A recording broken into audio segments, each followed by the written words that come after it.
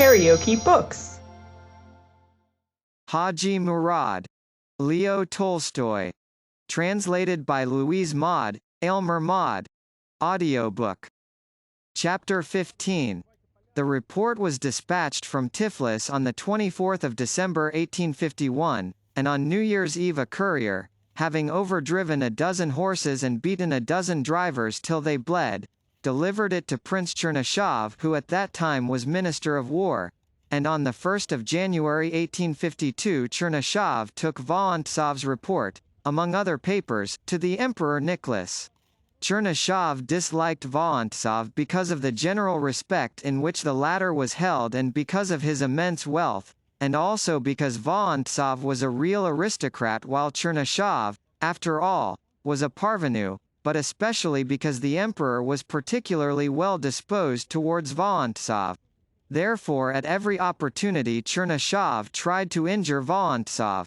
When he had last presented the report about Caucasian affairs he had succeeded in arousing Nicholas's displeasure against Vorontsov because, through the carelessness of those in command, almost the whole of a small Caucasian detachment had been destroyed by the mountaineers. He now intended to present the steps taken by Vorontsov in relation to Hadji Mourad in an unfavorable light.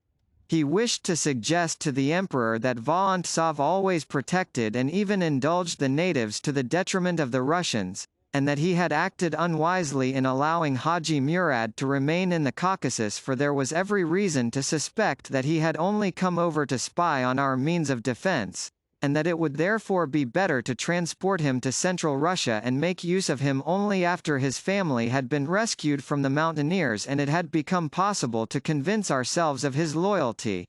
Chernyshov's plan did not succeed merely because on that New Year's Day Nicholas was in particularly bad spirits, and out of perversity would not have accepted any suggestion whatever from anyone, least of all from Chernyshov, whom he only tolerated, regarding him as indispensable for the time being but looking upon him as a blackguard, for Nicholas knew of his endeavors at the trial of the Decembrists to secure the conviction of Zachary Chernyshov, and of his attempt to obtain Zachary's property for himself. So thanks to Nicholas's ill temper Hadji Mourad remained in the Caucasus, and his circumstances were not changed as they might have been had Chernyshov presented his report at another time. It was 9:30 when through the mist of the cold morning, the thermometer showed 13 degrees below 0 Fahrenheit, Chernyshov's fat, bearded coachman, sitting on the box of a small sledge, like the one Nicholas drove about in, with a sharp-angled, cushion-shaped azure velvet cap on his head, drew up at the entrance of the Winter Palace and gave a friendly nod to his chum, Prince Dolgoruki's coachman, who having brought his master to the palace had himself long been waiting outside, in his big coat with the thickly wadded skirts, sitting on the reins and rubbing his numbed hands together. Chernysshov had on a long cloak with a large cap and a fluffy collar of silver beaver, and a regulation three-cornered hat with cock's feathers. He threw back the bearskin apron of the sledge and carefully disengaged his chilled feet, on which he had no overshoes. He prided himself on never wearing any. Clanking his spurs with an air of bravado he ascended the carpeted steps and passed through the hall door, which was respectfully opened for him by the porter, and entered the hall. Having thrown off his cloak, which an old court lackey hurried forward to take, he went to a mirror and carefully removed the hat from his curled wig. Looking at himself in the mirror, he arranged the hair on his temples and the tuft above his forehead with an accustomed movement of his old hands, and adjusted his cross, the shoulder knots of his uniform, and his large initialed epaulettes, and then went up the gently ascending carpeted stairs, his not very reliable old legs feebly mounting the shallow steps. Passing the court lackeys in gala livery who stood obsequiously bowing, Chernyshov entered the waiting-room. He was respectfully met by a newly appointed aide-de-camp of the emperor's in a shining new uniform with epaulettes and shoulder knots, whose face was still fresh and rosy and who had a small black mustache, and the hair on his temples brushed towards his eyes in the same way as the emperor. Prince Vasily Dolgoruki, Assistant Minister of War, with an expression of ennui on his dull face, which was ornamented with similar whiskers, mustaches, and temple tufts brushed forward like Nicholas's, greeted him. "L'Empereur?" said Chernyshov, addressing the aide-de-camp and looking inquiringly towards the door leading to the cabinet. "Sa Majesté vient de rentrer," replied the aide-de-camp, evidently enjoying the sound of his own voice, and stepping so softly and steadily that had a tumbler of water been placed on his head none of it would have been spilt. He approached the door and disappeared, his whole body evincing reverence for the spot he was about to visit.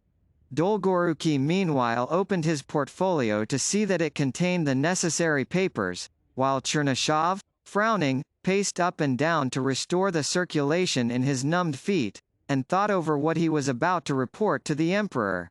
He was near the door of the cabinet when it opened again and the aide-de-camp, even more radiant and respectful than before, came out and with a gesture invited the minister and his assistant to enter. The Winter Palace had been rebuilt after a fire some considerable time before this, but Nicholas was still occupying rooms in the upper story. The cabinet in which he received the reports of his ministers and other high officials was a very lofty apartment with 4 large windows. A big portrait of the Emperor Alexander I hung on the front side of the room. 2 bureaus stood between the windows, and several chairs were ranged along the walls. In the middle of the room was an enormous writing table and an armchair before it for Nicholas, and other chairs for those to whom he gave audience. Nicholas sat at the table in a black coat with shoulder straps but no epaulettes, his enormous body, with his overgrown stomach tightly laced in, was thrown back, and he gazed at the newcomers with fixed, lifeless eyes. His long pale face, with its enormous receding forehead between the tufts of hair which were brushed forward and skillfully joined to the wig that covered his bald patch, was specially cold and stony that day. His eyes, always dim, looked duller than usual, the compressed lips under his upturned mustaches, the high collar which supported his chin, and his fat freshly shaven cheeks on which symmetrical sausage-shaped bits of whiskers had been left, gave his face a dissatisfied and even irate expression. His bad mood was caused by fatigue, due to the fact that he had been to a masquerade the night before, and while walking about as was his wont in his horseguard's uniform with a bird on the helmet, among the public which crowded round and timidly made way for his enormous, self-assured figure, he had again met the mask who at the previous masquerade had aroused his senile sensuality by her whiteness, her beautiful figure, and her tender voice. At that former masquerade she had disappeared after promising to meet him at the next one. At yesterday's masquerade she had come up to him, and this time he had not let her go, but had led her to the box specially kept ready for that purpose, where he could be alone with her. Having arrived in silence at the door of the box, Nicholas looked round to find the attendant, but he was not there. He frowned and pushed the door open himself, letting the lady enter first. "Il y a quelqu'un," said the mask, stopping short. And the box actually was occupied. On the small velvet-covered sofa, close together, sat an Uhlan officer and a pretty, fair curly-haired young woman in a domino, who had removed her mask.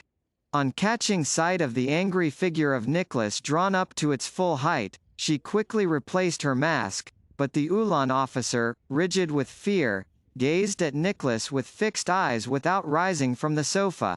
Used as he was to the terror he inspired in others, that terror always pleased Nicholas, and by way of contrast he sometimes liked to astound those plunged in terror by addressing kindly words to them.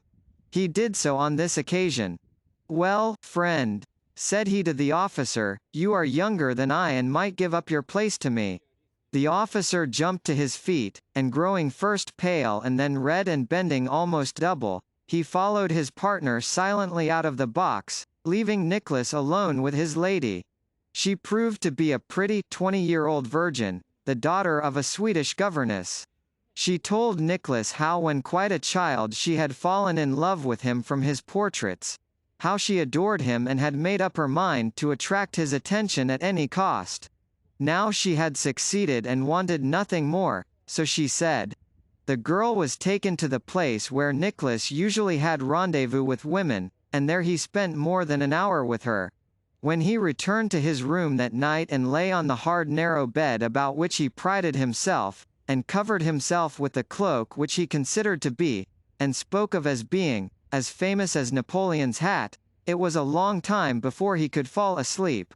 He thought now of the frightened and elated expression on that girl's fair face, and now of the full, powerful shoulders of his established mistress, Nelidova, and he compared the two. That profligacy in a married man was a bad thing did not once enter his head, and he would have been greatly surprised had anyone censured him for it. Yet though convinced that he had acted rightly, some kind of unpleasant aftertaste remained, and to stifle that feeling he dwelt on a thought that always tranquilized him, the thought of his own greatness. Though he had fallen asleep so late, he rose before 8, and after attending to his toilet in the usual way, rubbing his big well-fed body all over with ice, and saying his prayers, repeating those he had been used to from childhood, the prayer to the Virgin, the Apostles' Creed, and the Lord's Prayer, without attaching any kind of meaning to the words he uttered, he went out through the smaller portico of the palace onto the embankment in his military cloak and cap. On the embankment he met a student in the uniform of the School of Jurisprudence, who was as enormous as himself. On recognizing the uniform of that school, which he disliked for its freedom of thought, Nicholas frowned, but the stature of the student and the painstaking manner in which he drew himself up and saluted, ostentatiously sticking out his elbow, mollified his displeasure. "Your name?" said he. "Polisatov, Your Imperial Majesty." "Fine fellow." The student continued to stand with his hand lifted to his hat. Nicholas stopped. "Do you wish to enter the army?" "Not at all, Your Imperial Majesty." "Blockhead." And Nicholas turned away and continued his walk, and began uttering aloud the first words that came into his head. Kapervine, he repeated several times. It was the name of yesterday's girl. Horrid, horrid, he did not think of what he was saying, but stifled his feelings by listening to the words. "Yes, what would Russia be without me?" said he, feeling his former dissatisfaction returning. "What would, not Russia alone but Europe be, without me?" And calling to mind the weakness and stupidity of his brother-in-law the King of Prussia, he shook his head. As he was returning to the small portico, he saw the carriage of Helena Pavlovna, with a red liveried footman, approaching the Saltykov entrance of the palace. Helena Pavlovna was to him the personification of that feudal class of people who discussed not merely science and poetry, but even the ways of governing men. Imagining that they could govern themselves better than he, Nicholas, governed them. He knew that however much he crushed such people they reappeared again and again, and he recalled his brother, Michael Pavlovitch, who had died not long before. A feeling of sadness and vexation came over him, and with a dark frown he again began whispering the first words that came into his head, which he only ceased doing when he re-entered the palace. On reaching his apartments he smoothed his whiskers and the hair on his temples and the wig on his bald patch, and twisted his mustaches upwards in front of the mirror, and then went straight to the cabinet in which he received reports. He first received Chernyshov, who at once saw by his face, and especially by his eyes, that Nicholas was in a particularly bad humor that day, and knowing about the adventure of the night before he understood the cause. Having coldly greeted him and invited him to sit down, Nicholas fixed on him a lifeless gaze. The first matter Chernyshov reported upon was a case of embezzlement by commissariat officials which had just been discovered. The next was the movement of troops on the Prussian frontier. Then came a list of rewards to be given at the new year to some people omitted from a former list. Then Vorontsov's report about Hadji Mourad. And lastly some unpleasant business concerning an attempt by a student of the Academy of Medicine on the life of a professor. Nicholas heard the report of the embezzlement silently with compressed lips, his large white hand, with one ring on the fourth finger, stroking some sheets of paper, and his eyes steadily fixed on Chernyshov's forehead and on the tuft of hair above it. Nicholas was convinced that everybody stole.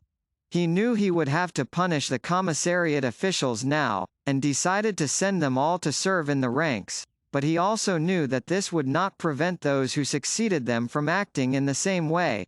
It was a characteristic of officials to steal, but it was his duty to punish them for doing so, and tired as he was of that duty he conscientiously performed it. "It seems there is only one honest man in Russia," said he. Chernyshev at once understood that this one honest man was Nicholas himself, and smiled approvingly. "It looks like it, Your Imperial Majesty," said he. "Leave it. I will give a decision," said Nicholas, taking the document and putting it on the left side of the table. Then Chernyshev reported the rewards to be given and about moving the army on the Prussian frontier. Nicholas looked over the list and struck out some names, and then briefly and firmly gave orders to move 2 divisions to the Prussian frontier. He could not forgive the King of Prussia for granting a constitution to his people after the events of 1848, and therefore while expressing most friendly feelings to his brother-in-law in letters and conversation, he considered it necessary to keep an army near the frontier in case of need. He might want to use these troops to defend his brother-in-law's throne if the people of Prussia rebelled. Nicholas saw a readiness for rebellion everywhere, as he had used troops to suppress the rising in Hungary a few years previously. They were also of use to give more weight and influence to such advice as he gave to the King of Prussia. "Yes, what would Russia be like now if it were not for me?" he again thought. "Well, what else is there?" said he. "A courier from the Caucasus," said Chernyshev, and he reported what Vorontsov had written about Hadji Murad's surrender. "Well, well," said Nicholas. "It's a good beginning. Evidently the plan devised by Your Majesty begins to bear fruit," said Chernyshev. This approval of his strategic talents was particularly pleasant to Nicholas because, though he prided himself upon them, at the bottom of his heart he knew that they did not really exist, and he now desired to hear more detailed praise of himself. "How do you mean?" he asked. "I mean that if Your Majesty's plans had been adopted before, and we had moved forward slowly and steadily, cutting down forests and destroying the supplies of food, the Caucasus would have been subjugated long ago. I attribute Hadji Murad's surrender entirely to his having come to the conclusion that they can hold out no longer." "True," said Nicholas.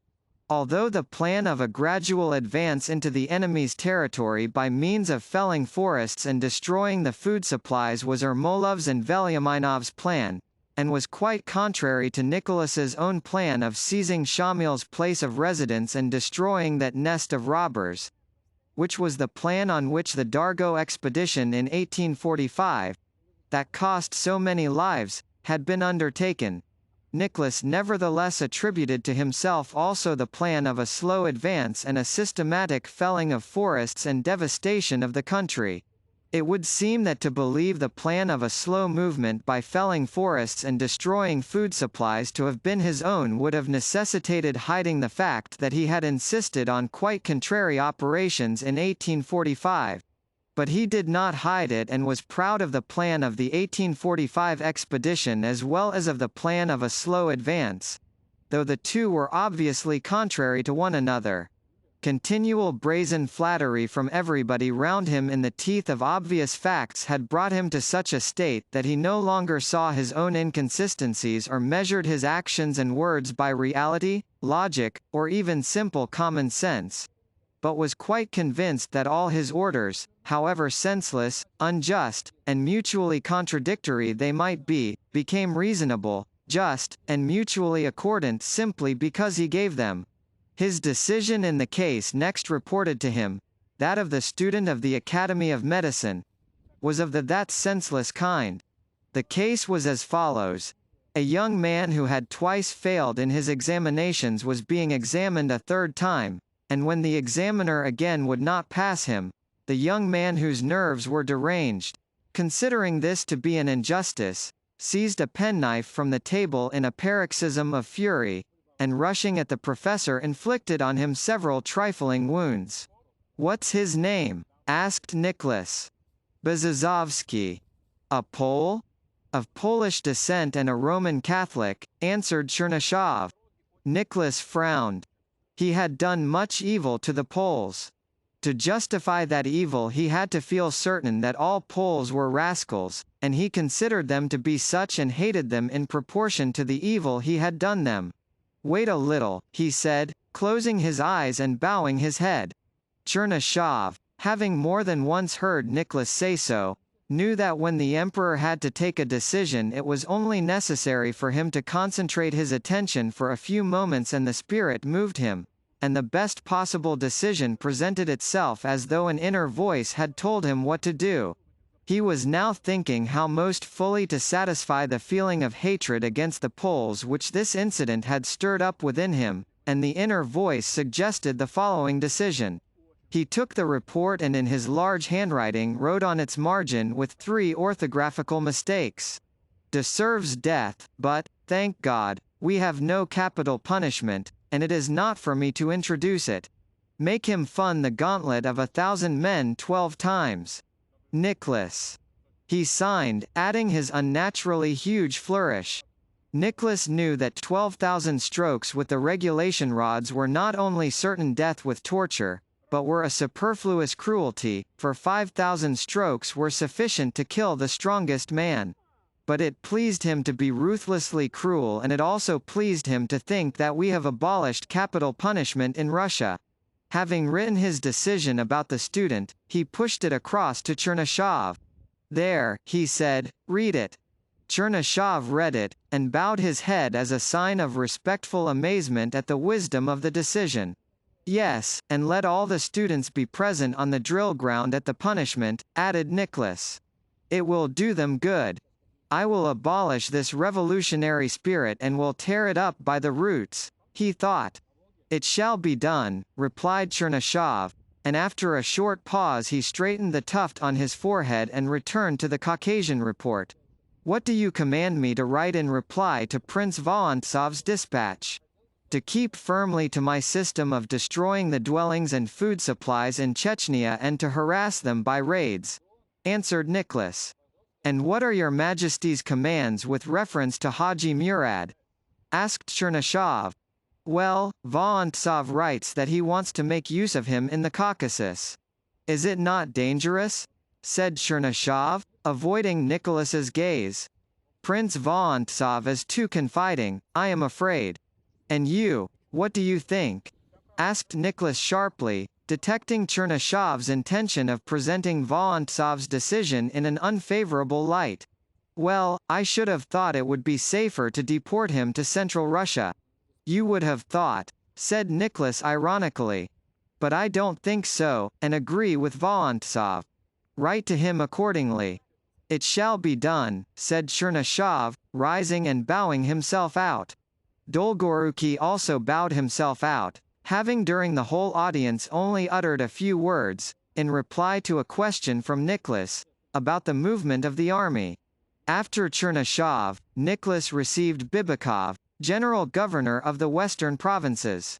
Having expressed his approval of the measures taken by Bibikov against the mutinous peasants who did not wish to accept the Orthodox faith, he ordered him to have all those who did not submit tried by court-martial. That was equivalent to sentencing them to run the gauntlet.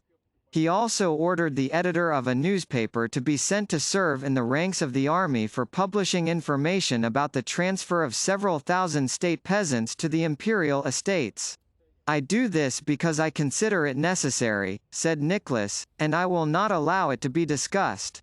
Bibikov saw the cruelty of the order concerning the Uniate peasants and the injustice of transferring state peasants, the only free peasants in Russia in those days, to the crown, which meant making them serfs of the imperial family. But it was impossible to express dissent. Not to agree with Nicholas's decisions would have meant the loss of that brilliant position which it had cost Bibikov 40 years to attain and which he now enjoyed, and he therefore submissively bowed his dark head, already touched with grey. to indicate his submission and his readiness to fulfill the cruel, insensate, and dishonest supreme will. Having dismissed Bibikov, Nicholas stretched himself, with a sense of duty well fulfilled, glanced at the clock, and went to get ready to go out. Having put on a uniform with epaulettes, orders, and a ribbon, he went out into the reception hall where more than 100 persons, men in uniforms and women in elegant low-necked dresses, all standing in the places assigned to them, awaited his arrival with agitation.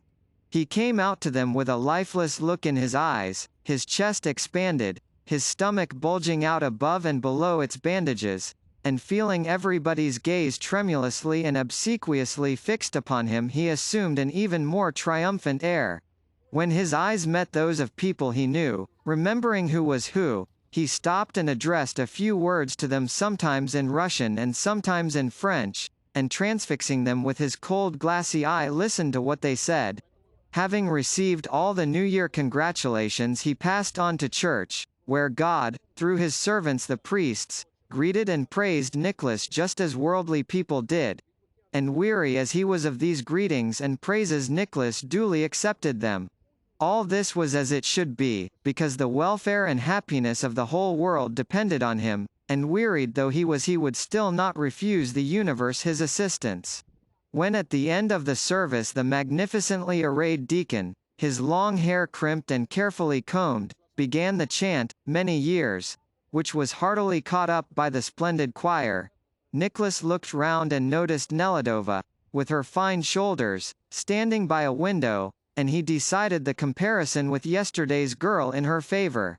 After Mass he went to the Empress and spent a few minutes in the bosom of his family, joking with the children and his wife. Then passing through the hermitage, he visited the minister of the court, Volkonsky, and among other things ordered him to pay out of a special fund a yearly pension to the mother of yesterday's girl. From there he went for his customary drive. Dinner that day was served in the Pompeian Hall. Besides the younger sons of Nicholas and Michael, there were also invited Baron Levin, Count Ishesky, Dolgoruki, the Prussian ambassador, and the King of Prussia's aide-de-camp. While waiting for the appearance of the Emperor and Empress, an interesting conversation took place between Baron Levin and the Prussian ambassador concerning the disquieting news from Poland. La Pologne et le Caucasus, ce sont les deux côtés de la Russie, said Levin. Il nous faut dent mille hommes à peu près, dans chcun de ces deux pays. The ambassador expressed a fictitious surprise that it should be so. Vous dites, la Pologne, began the ambassador. Oh, oui, c'était un coup de maître de Metternich de nous en avoir laissé l'embarras. At this point the Empress, with her trembling head and fixed smile, entered, followed by Nicholas. At dinner Nicholas spoke of Hadji Murad's surrender and said that the war in the Caucasus must now soon come to an end in consequence of the measures he was taking to limit the scope of the mountaineers by felling their forests and by his system of erecting a series of small forts.